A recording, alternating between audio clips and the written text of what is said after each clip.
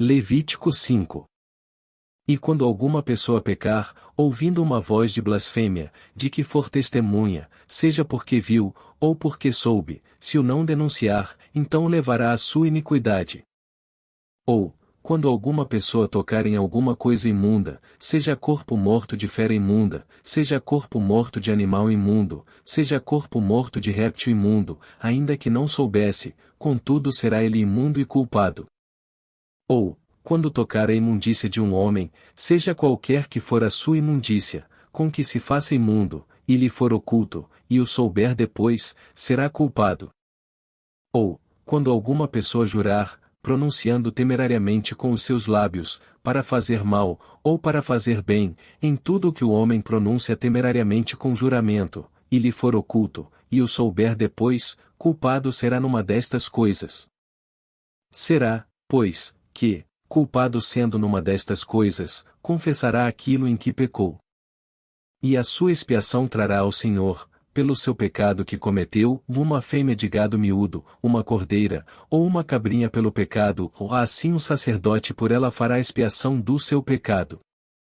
Mas, se em sua mão não houver recurso para gado miúdo, então trará, para expiação da culpa que cometeu, ao Senhor, 2 rolas ou 2 pombinhos, um para expiação do pecado, e o outro para holocausto. E os trará ao sacerdote, o qual primeiro oferecerá aquele que é para expiação do pecado, e com a sua unha lhe fenderá a cabeça junto ao pescoço, mas não o partirá. E do sangue da expiação do pecado espargirá sobre a parede do altar, porém o que sobejar daquele sangue espremer-se-á à base do altar, expiação do pecado é. E do outro fará holocausto conforme ao costume, assim o sacerdote por ela fará expiação do seu pecado que cometeu, e ele será perdoado. Porém, se em sua mão não houver recurso para 2 rolas, ou 2 pombinhos, então aquele que pecou trará como oferta a 10ª parte de um efa de flor de farinha, para expiação do pecado, ou não deitará sobre ela azeite nem lhe porá em cima o incenso, porquanto é expiação do pecado. E a trará ao sacerdote, e o sacerdote dela tomará a sua mão cheia pelo seu memorial, e a queimará sobre o altar, em cima das ofertas queimadas do Senhor, expiação de pecado é. Assim o sacerdote por ela fará expiação do seu pecado, que cometeu em alguma destas coisas, e lhe será perdoado, e o restante será do sacerdote, como a oferta de alimentos.